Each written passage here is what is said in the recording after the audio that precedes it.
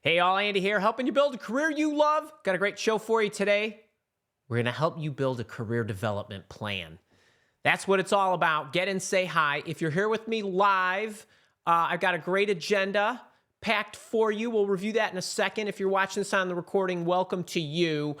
Jump in. If you are here, we are going to do a Q&A at the end of the session. So if you have any questions along the way, put some question marks in front of your questions. Please make sure to let me know where you're watching this from. And if I have any of the people in my leadership coaching program, make sure you use your leader hashtag. This one's for you. And I always love having boot campers with me and everybody else who's in the Mile Walk Academy, as well as all of you that follow me each week at my live office hour show. So great to have you. Love to say hi. Ramon, Michael Moore, LK, Tori, what's up? Michael Tay's up in the middle of the night. Jason, Mark, James, Chaley, great to see you. And Kara's always got my back. Everybody give Kara a shout out. None of this works without her. What's today about? It hurts me. It hurts me because most of the people that I've met in my life, we're talking that I've individually interacted with tens of thousands of individuals, they spend their entire careers in jobs below their talent level. And I want to bring you something that is my formula about how to get the most fulfillment out of your career to the point where you are taking on challenges that are worthy of you in a great way, bringing out the best in you for your most enjoyment and fulfillment, but also for the most value that you can contribute to this world. And that's what today's about. I think the title might be something around, does your career level match your talent level? But it's more than that. I have made it my mission in life to help people find jobs they love and thrive in them. Today is about what do you need to do explicitly, prescriptively, and what's the methodology that you can use. This is something that I've been using for the last 10 years or so, but we're also going to talk about the things that I've learned over the last 35 years of my life. So get in, get comfortable. One thing I want to say right away, and if you are here with me live, it's pinned in the chat. I have this rather thick booklet. It's 47 pages. I'm giving you the whole approach. It's like super, super laid out for you with all the steps and all the instruction. What you're going to get today is a verbal version of this, but it is my leadership booklet, my assessment, my skill building roadmap for you on how to build skills that'll help you max out that career level and max out your talents. I'm going to give you what I think it is, why I think it's important, the challenges I think you're going to face. We're also going to talk about the formula that I've built and the specific steps that you can take, and we're actually going to do this together. So I hope you have the booklet, or I hope you have a journal, or if you just want to listen and scratch some notes, that's great too. This will be up on my YouTube channel at least for a while, so you'll be able to see it as well. All right, so I want to go through the agenda here very quickly just to let you know what it is that we are going to be covering, and just so you have a kind of a taste of what we're going to be going through. I'm going to open up. I got a few comments that I want to make. Make sure to grab the booklet. It's pinned in the chat, or I'm sure Kara's put it in there. Download it to your computer, maybe even print it out if you got access to a printer right now. I do want to talk about what some of the issues are and why I think this is the case. I'm not going to make a generalization that people don't max out their talent because they're lazy and they don't want to. I'm focused on how is it that we can give you the formula so that you can put the effort in, so that you're following the right steps and doing the right things to actually achieve it. Right? It's your life. You can work as hard or as little as you want. But I genuinely feel that most people want to have the most fulfillment out of their career, want to add the most value. They're just not sure how. And that's what today's all about. I want to give you a little bit of an analogy of my life. I'm going to teach you the methodology that ultimately I think will give you the best ROI. I'm going to give you the 8 ingredients that I think need to go into your development plan. This is your career plan, your skill development plan. You call it whatever you want. This is about you growing skills to get better. I'm going to show you the exact steps. We're going to walk through building the plan together. And then I'm also going to show you where you can get more information about the skills themselves. that I truly believe are important for everybody to build. So we're going to go through all of that. We're going to have a Q&A, and it's going to be a ton of fun. Now, one of the things that I want to say to you is that to give you an analogy of what I mean about career fulfillment and success and having enjoyment and challenge and growing and growing and growing to make your life more fun and better, as well as adding value. So until I was almost 40 years old, I was an information technology and management consultant, and I worked with companies and I helped them improve their processes and their technologies. And I did lots of fun stuff. I earned a good living and I collected a good paycheck. I met a lot of great people along the way and helped a lot of really nice companies. And that was great. And it was a job. For me, it was a career. And I enjoyed helping people more than I liked doing anything that I did. And it was especially disparate because a lot of what I was helping companies do, much like everything in life, right? I would help them build large-scale technology solutions, but like everything, right? The world evolves, the world moves at a quick pace, and then a few years later, those technologies would be torn down, and new ones would pop up, or new processes would pop up. And I just didn't feel like I was making a lasting impression for the things that I was doing.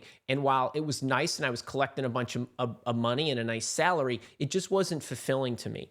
And I said, I wanted to make more of an impact. And how could I do that where what I was doing as a professional mattered more, I thought, in the world based on my criteria of what constituted value.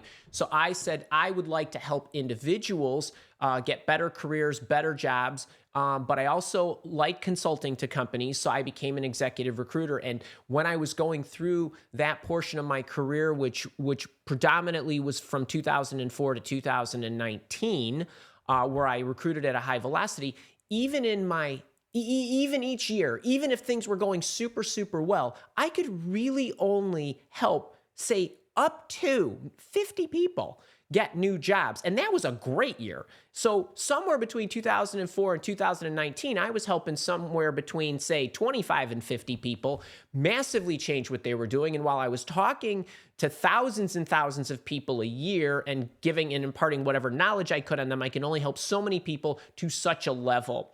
And my aspiration was I wanted to help more people at a much greater capacity. I felt like what I could teach could help a lot more people. But in order to make that happen, I needed to add a new arm to my business.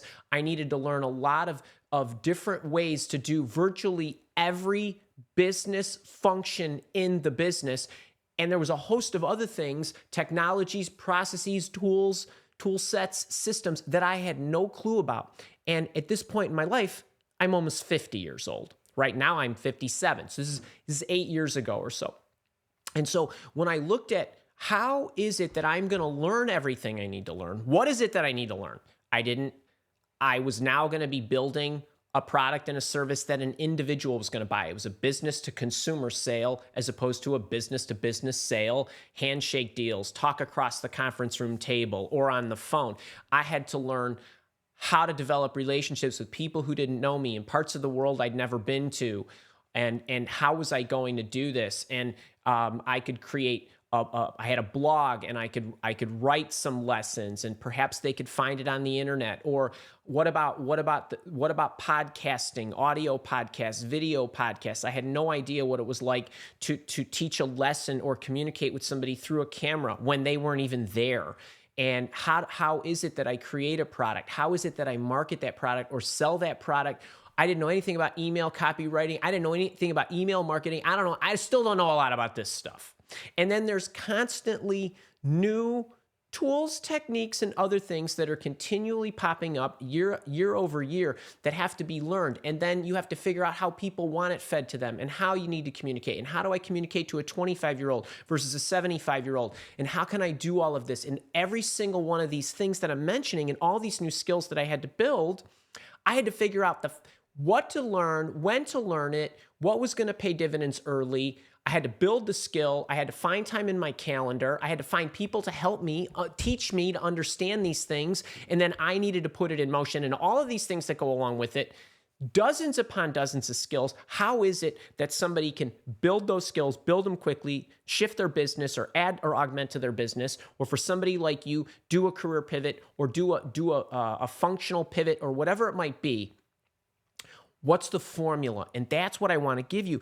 And it's going to take a lot of work, but I can accelerate that process. And I had to decide, was my desire to help people a true desire? And was I going to be, this is a big part, are you going to be willing to do whatever it takes to learn what you need to learn in order to become who you can become, to add the value you want to have? And that's a big deal because right now, beyond me and everything that I've learned, forget me for a second, for all of you, this entire world, think about today. This is my phone that I didn't have, like, I don't know, 20 years ago or whatever it was. This is all it costs for me to set up the business that I have. This is it. $1,000. This is almost no barrier to entry. YouTube's free. Podcast platforms are free, right? Facebook pages and Instagram pages and all these kind of things are free. There's zero barrier to entry. And lessons and instruction and coaches and knowledge has never been more accessible than it is, which means everybody has it, and there's no barrier to anybody jumping in and calling themselves a career coach or opening up a business or building a software platform or whatever it is, which means that there's going to be a lot of competition. What's going to set you apart is all of the other stuff I'm going to talk about today, because everybody's going to have access to the same tools, even people without money. Right? So when I think back and I reflect, was it worth it? To give you an idea, I said I help 25 to 50 people a year get a new job. Today, because of all the effort that I was willing to put in and the pain that I was willing to endure because the desire mattered to me, which I hope your goals matter to you. When my head hits the pillow each night, between the time it hits the pillow and my eyes and I start dreaming and I wake up in the morning, 20,000 people around the world have watched a video of mine in some way, shape, or form. I like to think that they've benefited while I sleep every day, day in, day out, 365 days a year, year over year. So your dreams matter, your goals are worth it, but you're going to have to put the time in. And so 99% of businesses fail for a reason. The barrier to entry today is low, but survival is high. And you're going to need what I'm teaching you today in order to make sure, and it doesn't matter if you're running your own business or it doesn't matter if you're running your own team, just to be an effective employee and be valued by a corporation, what I'm teaching you today is going to matter. So I want to make sure that you get that and that registers. Okay, who's got it? Go in the chat. Who's got a desire? You can share what the desire is, or you can say, yes, it's worth it to me, or give me some kind of shout to let me know that you're here with me. I don't know how many of you are here right now, 100 and some odd of you. It matters to you, right? And so I know if you're here with me in the middle of the day, on whatever day we're recording this on a Thursday, it matters. So I want to make sure that you're getting the goods. All right, so now I want to talk about what it is, how it is that I look at development. And I thought to myself, okay, what's the formula that I use right now? How do I reverse engineer that and teach them? And there's 8 components that I use, and I'm going to tell you that in a minute. But if I was to get an Andy time machine, right? What do I say? Get an Andy time machine, right? Going back. So I'm going to show you what I learned over the last 10 years and what I do. But I'm going to take the last 35 years of my professional life, and I'm going to tell you, if I had to rewind the clock as a white-collar professional and do it all over again, how would I think of my skill building in terms of time? Meaning, what would I learn first? What would I learn second, regardless of what my job is, right? Doesn't matter if you work in an office or a restaurant, or if you're a consultant or an engineer or an accountant or a marketer. What are the skills that I would want to have? And why would I learn those first? Because the skills that you learn first are the ones that I'm going to outline for you, the layers, that is. Those skills tend to be the hardest to build, the ones that require the most nurture, but when built foundationally, not only give you the greatest ROI over time, but they make all the subsequent skills that you want to build easier to build, so it'll accelerate your ability. And just to give you an idea, now here again, I'm going to make an assumption that you have access to this booklet because I give it to you for free. Okay, so I want you to look at this pyramid here that I'm going to show you. And this is at a high level, and this is inside the booklet. I believe that every one of us, irrespective of what our function is, we become a producer. We need to operate ourselves, right? Plane's going down, put the mask on, right? Make sure you're taken care of. Make sure you're productive. Make sure you're focused. Make sure you know how to set your goals. Make sure you're organized. All of the things that go, make sure you're self-aware, right? Make sure you're all of these things. I'm gonna very quickly refer to, kind of some of the things I'm talking about here, but we're producers, right? We need to be independent operators and we need to be effective. And then what happens is we become, hang on, let me get my slides back up here. We become, actually, I hope you can see that. We become communicators, right? It's irrespective of what your function is. How do you develop communication skills, verbal, written, presentations, whatever it might be, in order to develop a relationship with someone, right? The bonding, the getting along with people, building communications. And then there's a third layer where we're talking about how do we use our communication skills, written, verbal, nonverbal, of any kind, to influence outcomes with our customers, our communities, our teammates, our bosses, our whoever that may be. So really about inspiring others in a positive manner. And then, sorry about this, folks. Here we go. And then the fourth thing is becoming a developer.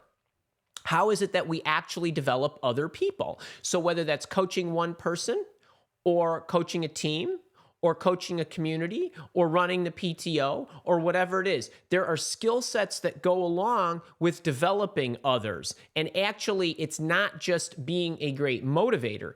Being a great motivator is part of the third level, but actually understanding how to help people grow is a completely different set of skills.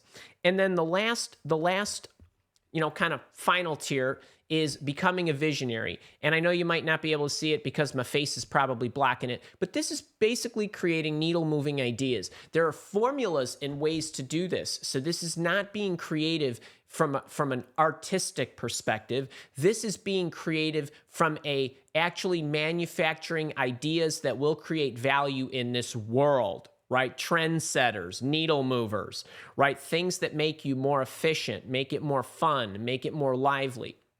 And so I look at skill sets in this regard. And in the booklet I've given you, I've outlined 46 of them. And just to show you kind of where that is, in the booklet, if you have the booklet, inside there, you're going to see that this chart that I just showed you. But underneath each one of these tiers, there is a listing of specific skill sets that you can build.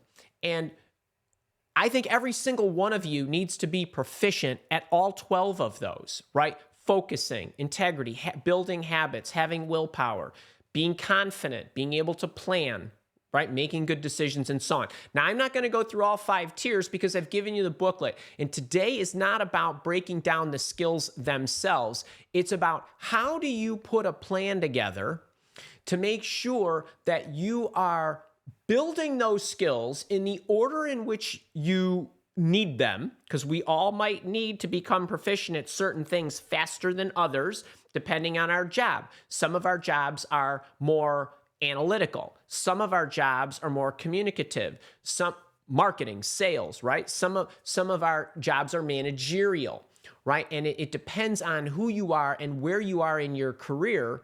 But this structure allows you to cherry pick what you need and when you need it. And I'm going to show you how to do that as we go through the talk. So if you haven't grabbed the book, make sure to grab it. I do want to refer back to the chat. I know I asked you about whether this stuff matters to you. Hey, from New Haven, Ian. Is that Keoma? Is that it's your calling? That's why. Ian, Accenture, let there be change. Aaron, your interview tips definitely help me. Wonderful. I'm here with you. Nee, good to see you. It matters. Anna, yes, it's worth it. Michael Moore, yes, that's why I'm here. Jeff, let's do this. Fan of Andy, it matters. Amber, Ishbel, I love this. D, it matters. All right, so it matters. That's why you're here. And that makes you rare. It does. It's more rare than you think. All right, so I want to get into some of the components. Now, if you're going to build a plan, and by the way, what I'm giving you today is structure to build the plan and freedom to make it your own. You can put it in a journal. You can put it in a booklet. You could use my booklet. You can do whatever you want. You can do it electronically, although I think a physical thing that you touch is good emotionally and from a registration standpoint. And so what I want to do now is I want to give you the components of what I believe goes in a great plan. So think in terms of I have goals and I want to build the skills to achieve those goals. That's what this is all about. So every action plan, you got to have goals. And I know this may sound obvious, and I'm not talking about having 25 goals. I'm talking about having a handful of really important goals that will guide you and ensure that you are transforming yourself. Did you hear me not say, I care whether you achieve the goal or not? I don't care if you achieve the goal or not. I actually don't. And I don't mean that in a bad way, because I do care about you. But what I care about isn't whether you achieved your goal. I care about whether you transformed yourself.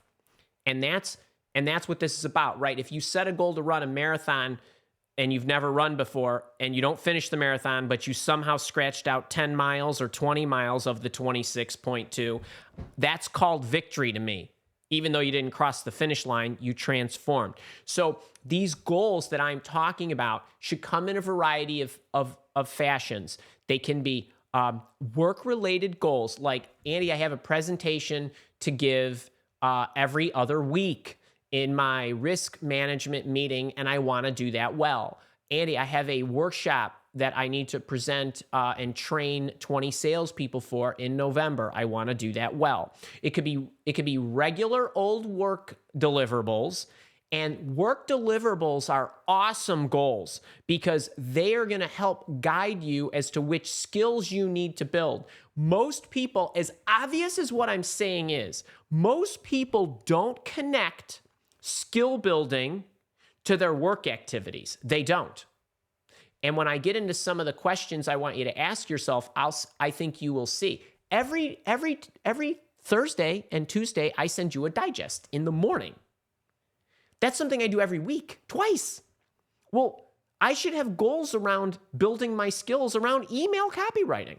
But people don't do that. They just write the email with no thought or analysis to it. That's what I'm talking about. And then there could be some larger scale things like, I'd love to become a subject matter expert in my market and speak annually at the blah, blah conference. Awesome. Put it down. Put it down.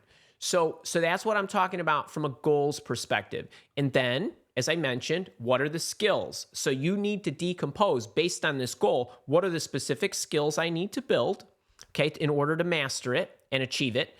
Now, I need to build the skill, but where am I going to get the instruction? I don't want to hear from any of you that your boss isn't educating you. It is not your boss's job to teach you. It isn't. It's great if you have a boss that will teach you. It's your job to learn, not his or her job to teach. Yes, a better boss teaches, but not all bosses teaches and don't expect it, right? There are lessons. There are programs out there. There are authors, coaches, trainers, speakers. There are training programs. There are certification tests, things like that. Lessons. Tools. There are ways to execute and operate your learning, and there are ways to execute and operate the actual execution. I have a tool right now. It's called a Canon M50 that I look through to communicate to you. But I also have a webcam that's sitting underneath it that I use if I want to practice when I use Zoom to trial these things, or maybe look at my on-camera presence or something like that. That's just a tool, but it has to be thought about what do I need? There are coaches, teachers, educators, of course. There's a calendar. That expression, what gets scheduled gets done, is, well, usually true. But one of the things that is so important about that is it's never more true than when it comes to skill building. Why? Because what are you all, go ahead, it's okay. You don't even have to go in the chat because I know what you're going to say. Do you actually put time in your calendar to build skills? It's the first thing I look at when I'm coaching somebody on an ongoing basis, on a high performance basis, meaning somebody enlists my coaching to help them become the best marketer ever, or the best seller ever, or the best accountant ever.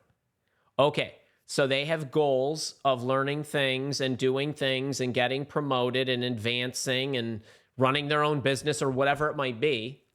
And when I ask them, where on your calendar is the time allocated to build the skills to get you from here to here, if you could see me, right? And they look at me like, huh? You're not picking that up between 8 and 5 or on the job, and your boss isn't going to teach you, and so, right? So you're going to have to allocate time on your own to do this. So you're going to need to sync activities just like they were work deliverables. And I would argue they're more important than your work deliverables, because you have to build you. And if you do that right, your work deliverables will be a natural byproduct of your ability to be proficient, effective, and so on. And that should come second, right? Don't think you're going to get better by just finishing the white paper. So you need to allocate time on your calendar. You need a tracker. This is really important. One of the biggest reasons that people throw in the towel, this is the second biggest reason. The first biggest reason is going to be the next thing I tell you, number 8, that is. But they don't really know how far they've actually come, because why? How many of you out there are guilty of always looking forward? Meaning, I want to, get promoted, and I need to build these skills, and I need to show this level of proficiency. And you're always looking at the gap. What's next? What's next? What's left? What do I got to do? Geez, I got to go so far. And you don't take the time to look back and assess where you are on your map and how far you've actually come, right? To see how much better you are. And you don't know how many miles you've traveled because you're so focused on what's on going forward in the gaps that you are constantly feeding yourself what you are not instead of what you have become. The tracker helps you do that, and it helps nurture your psyche to know you've made progress. And if you're doing it right, you got number 8 dialed in, is the metrics. And really, that's the success metrics. How are you measuring your progress? Your title is not your progress. Whether you achieve the promotion is not the progress. Those are outcomes that are nothing more than distractions that take your eye off the acts that you're doing that actually make those byproducts and end states happen naturally. But most people, they have the wrong metric that they're measuring their progress against, and they think they stink when actually they're making tons of progress. So I'm going to teach you how to look at these metrics, and I've spent an excruciating amount of time articulating it in that booklet for you of how to look at these. And we're going to go through some of that in the presentation today. But I want to make sure that you're dialed up here. Okay. First thing I want you to do is in the booklet, there is a leadership assessment. I'm not going to show you the whole thing, and we're not going to walk through it. There's an assessment. I want you to take it, have some fun. This is the top portion of the 75 questions, but I just want you to know there's 5 different sections of the assessment, and each one of these has 15 questions that you can go through and answer, whether it's never, rarely, sometimes, very often, and always. The reason I want you to do this part is I want you to benchmark yourself, and I want you to open up your eyes to some qualitative and quantitative things that you might not have detected. So all you need to do is go into the booklet and actually go through it. And let me see if I can pull this up very quickly. So inside the booklet, after I outline all this for you, there's an assessment. There it is. So you can see it. And then you're going to be able to score yourself on each section, and then you'll just summarize it for yourself when you get down to the end, and you're going to give yourself some notes and some assessment of yourself. Just make some, have some fun. It's really about observation, opening your eyes to what might be the case. You might be thinking, I think I would have scored higher in the communication section. Why didn't I? Go back and look at the questions that you didn't score so well on, kind of thing. This is step number, really 0, in order to make an assessment so that you have an idea of some of the areas you're going to focus on. So that's the first thing I want you to do. All right. After that, let's get back over here. Ooh. Hang on, got a bunch of things I'm moving about. All right, after that, I want you to review the assessment, and here's what I want you to ask yourself. I want you to ask yourself, what skills will have the greatest impact on my long-term and overall professional development? If you're in sales, empathy, human psychology, communication, right? Those are going to have the greatest long-term impact on you, right? So I want you to be consciously do this. What skills will have the greatest impact on my immediate professional results? Okay, so as an example, while communication might be your long-term, greatest thing, maybe you have to understand how the product works, but initially I would argue for a salesperson that their organizational skills might pay a more immediate dividend, because there's a number of things that they're going to have to make sure that they become proficient in, and the fastest way to do that is their organizational skills, to make sure that they're disciplined, because discipline will trump talent in the long run for sure, but oftentimes it trumps talent in the short run. And if motivation ever wanes, your discipline is what makes sure you go through the motions. Meaning, when I walk in the office and it's 8 o'clock, by 8:05, I'm on the phone prospecting. I might not be great at prospecting, but I need to go through, put in the repetitions, and become comfortable with making my 8 o'clock to 9 o'clock hour mechanically sound by going through the motions, which will help me build the communication skills time over time. So that's what I'm talking about. Certain skills are going to pay dividends earlier on. And then what's the one skill that I can build or should shoot for that'll make building all the other skills easier, right? So I think I might have, told you this little funny story, but when I was learning how to swim a few years back, and because I wanted to do Ironman triathlons, and I didn't know how to swim, so I signed up for my first Ironman triathlon and swimming lessons on the same day, and I had this coach who was teaching me how to swim. And, she's giving me all these instructions. And I finally said, I'm like, hang on, Janine, I can't comprehend all those 8 things that I need to do better. What's the one thing that I can do? And the only thing I need to concentrate on that'll make all the other things easier. And she says, oh, okay, well, you need to make sure that you keep your head down in the water and so on and so forth, because then that's gonna change your body position, and your kick's gonna get better, and it'll be easier for your arm to be in the right place, and so on and so forth. Anyway, my point is, there's something in your activities that you do that requires a skill, that once you get that skill, it makes everything else, even though you have more skills to build, it will make you much better, much faster. And I argue that wherever you are in your career, you are all literally only one skill away from doubling your pay, right? If you are the marketing manager and you are the content manager, right? You write the content. The skill that you are away from doubling your pay is what? Understanding the marketing strategy, how to put one together, right? Kind of thing. I'd pay twice as much for that person, but we're talking about one major skill.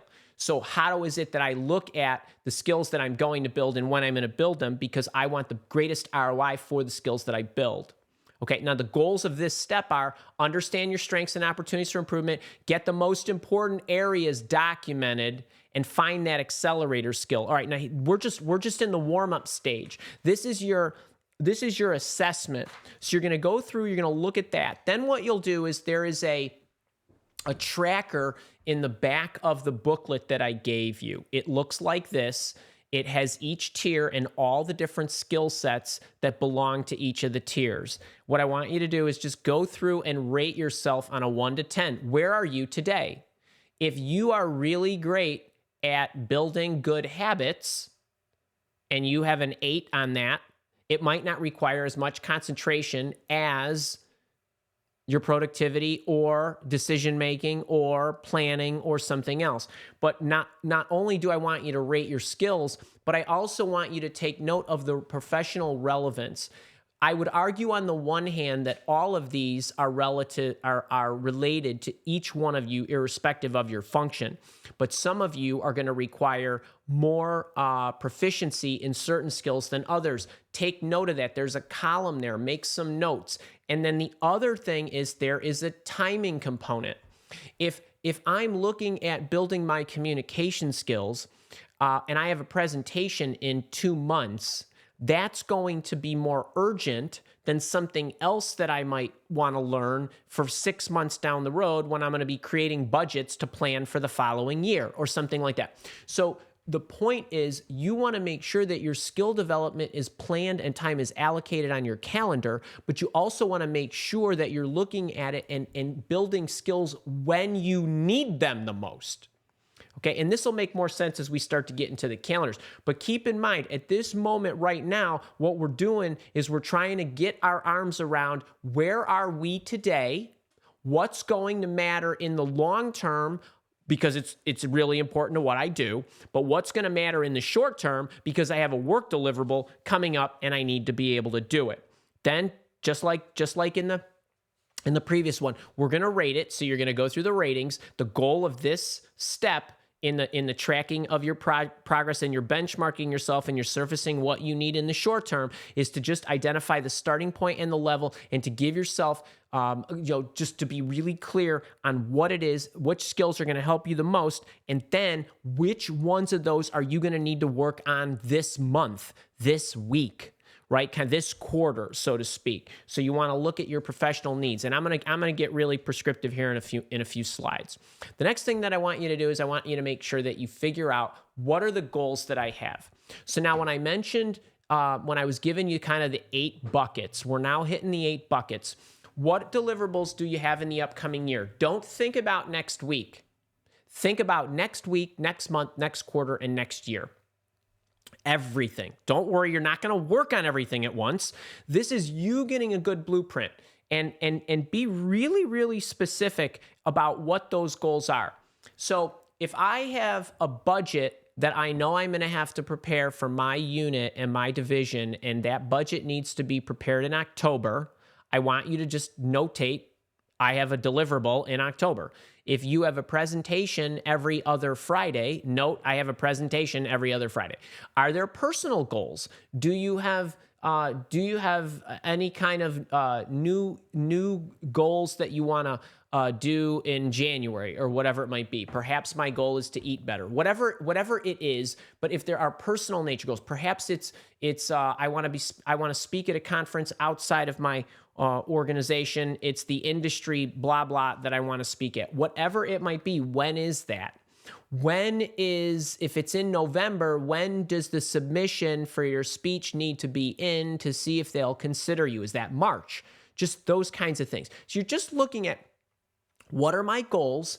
What are the skills that I'm going to need? If I'm going to do a presentation and that I'm going to be a subject matter expert, I want to do an industry or a conference presentation in November, and I have to submit this in March, your presentation skills don't need to be great by March. What needs to be great by March is your compelling arguments about why this matters. Do you know how to be persuasive? Can you write persuasive copy in terms of a memo or an email or a message that gets you sold into the conference kind of thing, right? So that needs to be thought about. You can't just whip this together.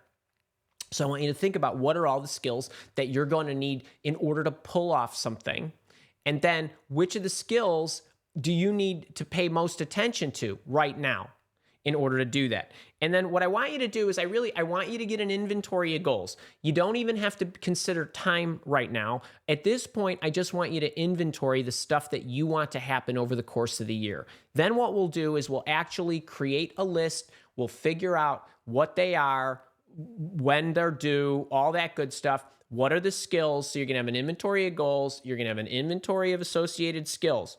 Then what you need to do is you need to put some timing. You need to put a timing element in place in order to make sure that you're building the skills along the way in order to achieve the goal. So how do we want to do that? Now, this is how everybody that I work with on a high performance basis, when we put their plans together, this is what we do. And they love this. Okay? I want you to ask yourself these questions. What are the personal seasonal activities I do each year? So I want you to think about that. So every December, I seem to sit down and set goals. Every January, I want to build new habits. I want to I want to make an adjustment to my productivity system that I use. Okay, that's every January. Every April, I have huge tax deadlines. Every October, I have budgeting or whatever. Are there whatever these are, think in terms of things that are personal to you. And they don't have to be necessarily be inside your work deliverables, but just I want to speak and I want to do it every year at. So what are the personal seasonal activities? What would the ideal time of year be to do that? So like I said, goal setting, that's January. Okay, make some notes. All right, January is a great time to do that. Right? Sometimes end of the year is a great time to build your reflection skills, get your reflective processes down daily, weekly, monthly. Maybe you want to try that in around Thanksgiving or around the holidays or something like that. So just think in terms of time. Then what are the professional reoccurring activities? Well, there could be reoccurring activities like that budgeting in October, or there could be other activities that are one-time projects that I like to do each quarter. Every quarter, I like to have a workshop. This quarter, I'm going to have this kind of workshop. Next quarter, I'm going to have that kind of workshop. So these are singular types of projects that I know I want to plan for the upcoming year. Maybe you have a big project that you're working on and you have, certain deadlines at certain times of the year. So you just want to think in terms of me personally, me inside my team and my corporation, and then are there ongoing things? So I think I mentioned a little earlier, every Tuesday, I have a newsletter that goes out. Every Thursday, I have a newsletter that goes out. Every 4 weeks, I have a leadership coaching session. These are ongoing activities. So I am continually looking at ways to improve them. Now, I could look at that on a weekly basis, but normally what I do is I try to run things for a while, see what's working, and then once a month I might review a weekly activity that I do like a newsletter and say, is there a way that I could get better at this? Is there a way I could get better at the email copy, more engagement, the videos I put out and the lessons? Are there things I should be changing? So you need to think in terms of inside the company, outside the company, discrete one-time events, as well as ongoing events. Maybe every month you chair the steering committee meeting. What skills do you need? Could there be organizational skills you need to build? Could there be status collection that you become more effective in? The presentation at the meeting. Can you be tighter with the way you explain something? Can you put it in better context for them? Can you become more influenced? There's a dozen skill sets that go along with that you need to build. How are you going to allocate the time to build those?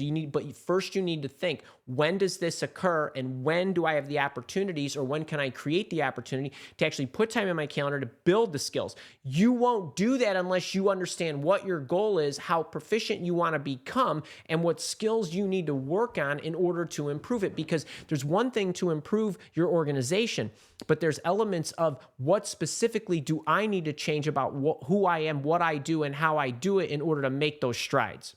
So you want to think through this, and I put this in the booklet. I write this out. It's all very clear for you, but the goal is for you to build a calendar that puts the flags down, times a year, when I'm going to do this, what skills I need to build, in the weeks and months preceding that are going to enable me to crush that goal. And so what you really want to put together is something that looks like this. So, in January, for example, I need to improve my time management skills. All right, well, you can work on that in January, or you can work on that in December or something like that. Perhaps you got this management team presentation in April. Okay, months coming up to that, maybe you're working on the messaging. Maybe you're working on your presentation mechanics. Maybe you're working on socializing certain things and building trust and pre-selling your ideas, things like that. But if I've got the presentation, instead of just focusing on building the presentation, I want to focus on building my skills that are going to enable me to make the presentation better. So I think you get the idea. In August, maybe you got a certification training. Okay, that means you need to be practicing and working and studying and doing whatever you're doing May, June, and July. You get the idea, but you want to put together something like this so that you have visibility, so that you're not lost in what you need to be working on. It's not overwhelming. Most people don't work on their skills because they don't have any organization that says to them, this month, this is what I need to be doing. This calendar or something like it is going to give you some visibility into when to work on what. And then as you're planning your weeks and you're planning your months and you're planning your quarters, it's going to be easier for you to see, I need to make sure that I create time in my calendar in order to do this. Okay, so that's step number 4. And then step number 5 is you got to have some help along the way.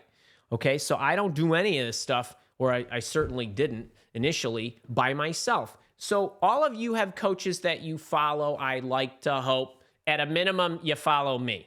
Now, I know a bunch of you are here because you got job searching issues, but I know a bunch of you are here because you got career development aspirations.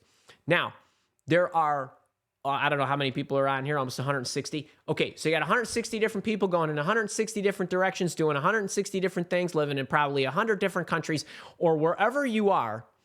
You've got coaches that you follow.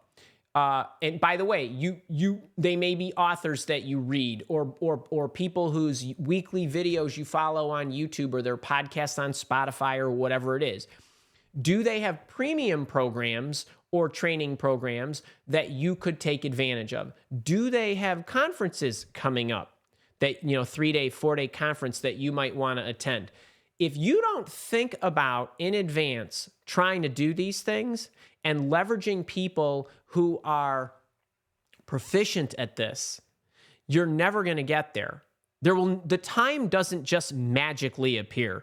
You need to proactively do this. At any of the coaches that I evaluate, because I don't work with a lot of them, I look at their websites. I try to see, what do they have coming? When do they have coming? What books do they have? What programs do they have? What type of coaching do they have? I want to look at all of that. This will accelerate your learning for whatever your trade is. What are some additional coaches? So there are,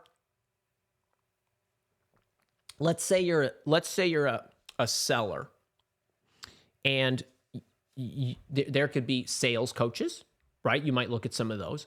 There could just be psychology coaches, people who help you understand human behavior.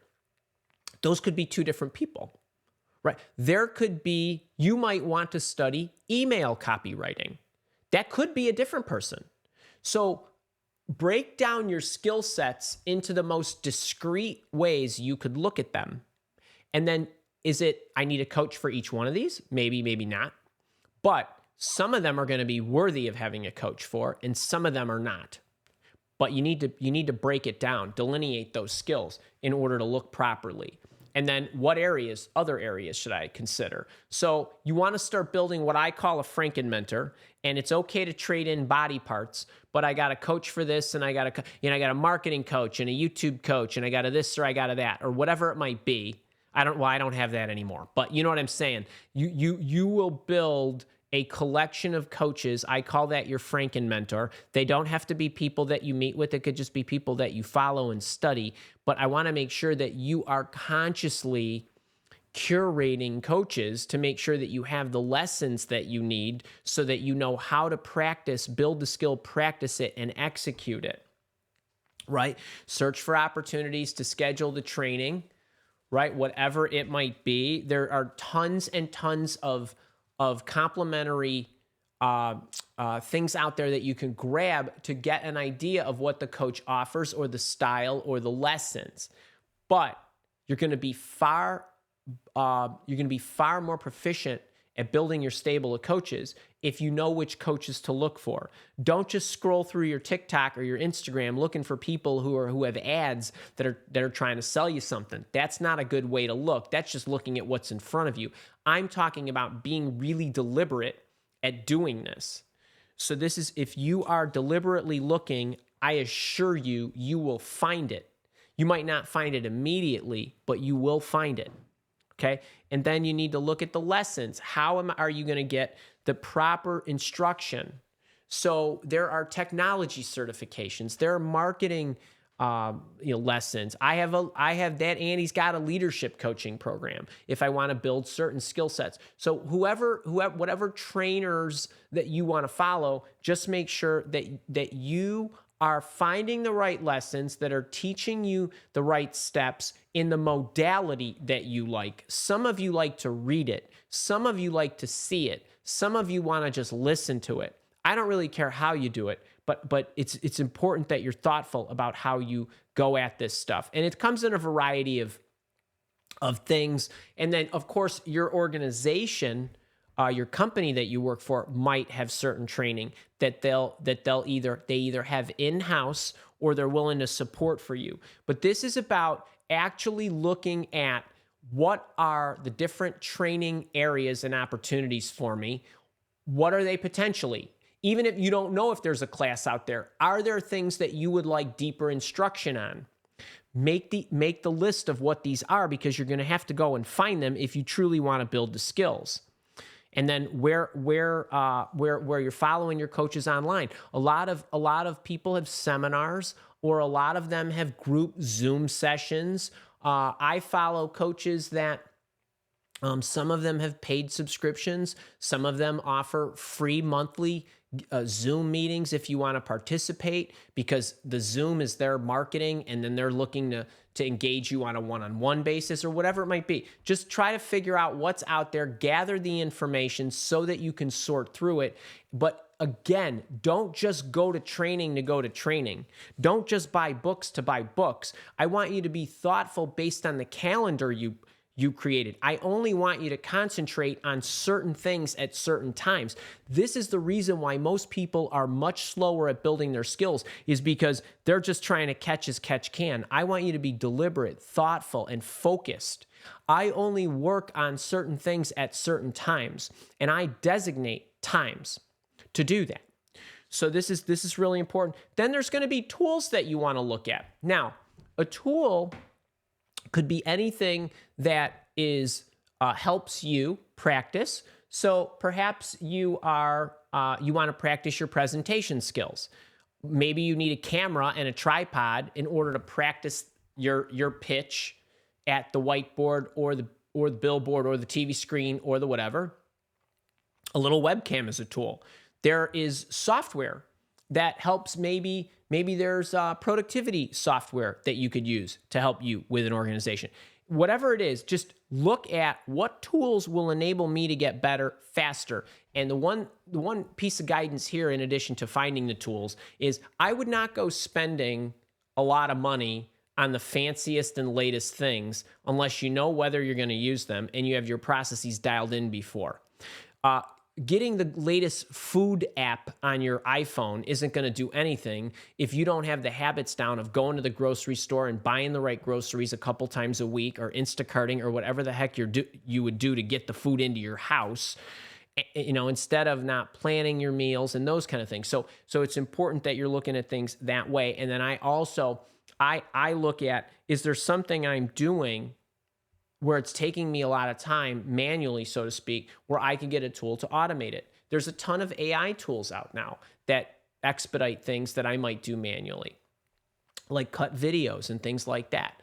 So anyway, in the tools, it's really about identifying tool sets, creating a list of potential areas. Again, you're in the planning mode right now.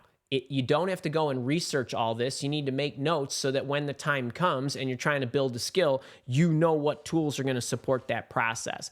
And then this one, this is probably, you could do everything right. You could do all the first 7 steps, 8 steps or so that I've given you.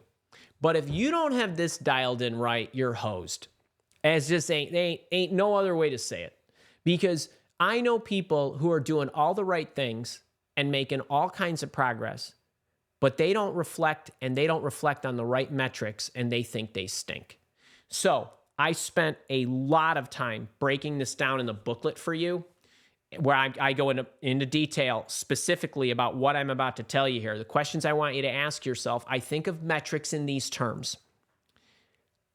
Is your productivity improving? And when I say productivity, I mean, are you getting faster and are you getting better or more of? So what does this mean? Well, like, for example, when I created my first video, it took me a long time to script it to make sure I had all the points. I had to shoot the video, which I didn't really know how to do. That took me long to do. And then I had to either try to like edit it or whatever. All that took a long time. And now it takes me no time, like minutes to script it. What do I want to tell them? What are the 5 points? What's the stories I'm going to use? Boom, boom, boom. 10 minutes, it's all done. Right? That's faster. Then there's the communication, the engagement with you. Well, my videos and live shows now are just more, they're more engaging. I've done nearly 1,000 of them, right? I should be better. But is the quality there? So, did you make the widget faster? Is the widget better? Right? So, these are metrics that you want to look at in these directions. Then there's the quality, right? Is it improved, right? Is the video cleaner? Is it whatever? Is the sales pitch better? And then there are process attainment goals, I like to call these. So, in order for me to make the sale itself is an incidental outcome. How many calls do I need to make in order to make a sale? 10. Did I make the 10 calls? Okay. Can I measure myself on the quantity of calls? So goal number 1 is put in the reps. So can my metric for the week be 50 calls, not 5 sales kind of thing? Because the sale is an outcome you don't control. The 50 calls, no one can stop you from making. That's a process attainment goal kind of thing. Some of your skill sets, but I didn't go into all the skill sets, but some of your skill sets are going to be, and your progress, you're going to want to get some observable feedback. So maybe you use external sources like your boss. You could use performance reviews or something like that. And then the other things that you might want to take a look at are, how do you feel about it? Well, I didn't feel really confident when I was speaking in front of the large group. Now I feel better. If you feel better, that's progress. Your quality may or may not be better, but this is another way of considering, how do I feel when it's my turn to talk? It's just an example. And then another one could be, well, how about your relationships? If you're wanting to gauge your ability to become more trusting, some of that is going to require someone else and the strength of the relationship that you're building, or your ability to influence them or engage with them or get you to trust them or whatever it is. So you might need to evaluate, do I consider my relationships improving? So when you look at metrics like this, you want to think about, what are the appropriate metrics for what I'm doing specifically? I give you examples in the booklet, and I go through all this in more detail, and I define all these to give you stimulators so that you can come up with the right goals. And one of the other things that I want you to come out of this step with is, What are the indicators that I'm actually going to use to gauge my progress along the way, and make sure that you've got the intermediary goals. When you start a new job and you're a salesperson, your goal is not sales. Your goal is getting a process down that will lead to sales.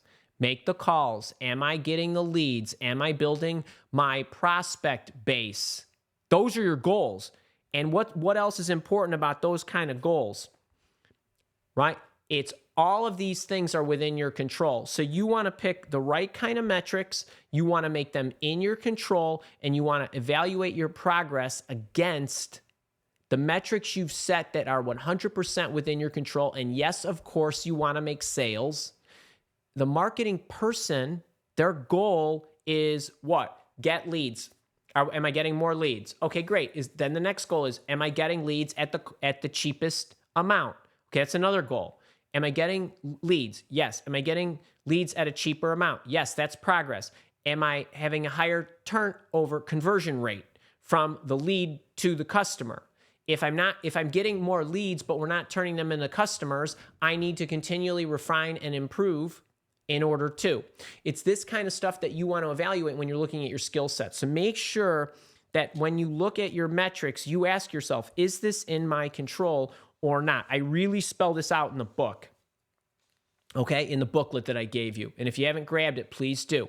And then when you track progress, I just want to make sure that you're reviewing it. There is that track progress worksheet in the, that table in that sheet in the booklet. Just make sure that you're setting periodic reviews.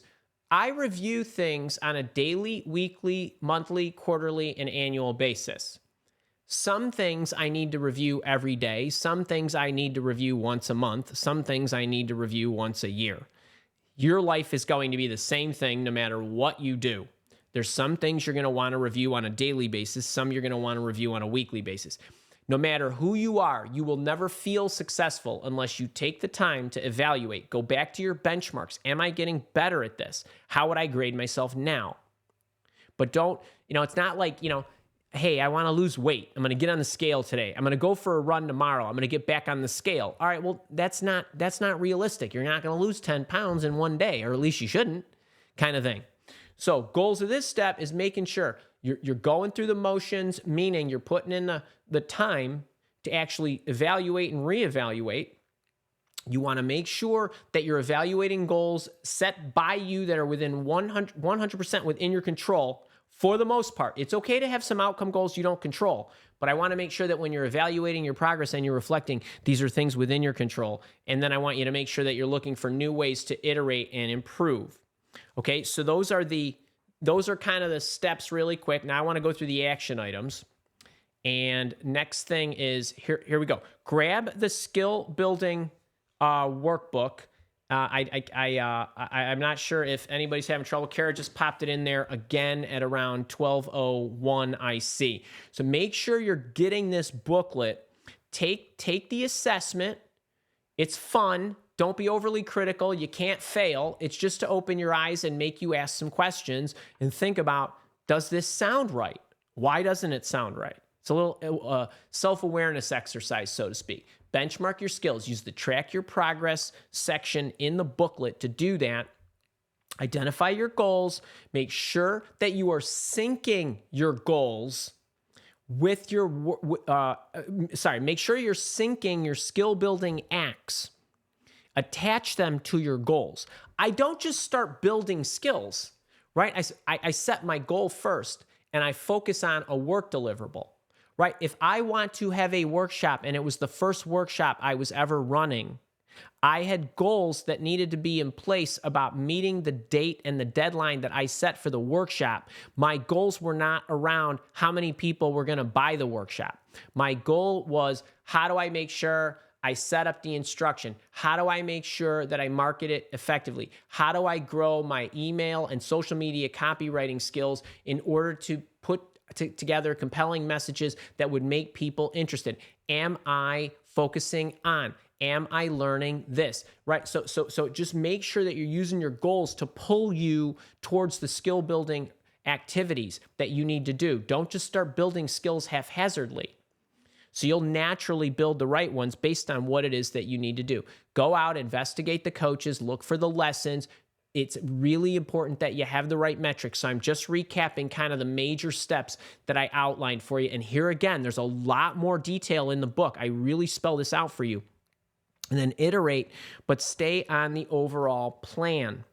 And I want to make sure that if you are thinking about, when I look at this, you are putting together a blueprint. You're not doing all your skill building at once. You're building a plan so that you have the right kind of goals based on what you want to accomplish in your career, what kind of roles, jobs, businesses you want to build, what skills it's going to take to build them, what's the sequence to do that based on what I need to get accomplished at my work, or what I want to accomplish by opening a business, or whatever it might be.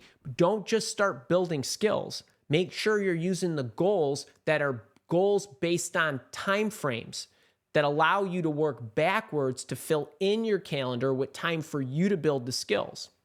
And if you want more on the lessons, I do have a leadership coaching program where I not only help you with this methodology that this approach I gave you today, but I also am going to give you access to all of the lessons for all of the skills, the 40 some odd skills that you need to build. So today, this portion of today anyway, is really about, what are the steps that I want you to take in order to put together a plan that helps you with the near-term goals that you have and the long-term goals that you have? And you could put a multi-year plan together if you'd like. I have a multi-year plan together. It goes out. I mean, I can see, I'm 1,000 days out. But now I understand that can get overwhelming for people. So I want to make sure that you have a manageable time frame. Now, you might think, well, Andy, geez, I can't see past the next hour, let alone week or year. It isn't about doing everything at once. It's about sitting down for an hour and thinking through and literally scratching out, literally take one of these things. This is a blank notepad that Andy uses. And literally just draw your 12, 13 columns, goals, skills, months. Start popping stuff in it, and you will laugh at how fast you can put what I just showed you together, especially when you have the booklet and you have the steps. So it's really about getting your arms around what it is that you want to accomplish. And I think when you start building the skills and you start working toward what it is that you want to become proficient in, your goals, you will start achieving your goals at a faster rate, and it will be a lot more enjoyable. You'll do better at work, or you'll do better in your businesses. You're going to accomplish more, you're going to add more value, and you're going to feel a heck of a lot better. So if you enjoyed that, if you're here with me live, click that little thumbs up button if you got a lot of value out of that.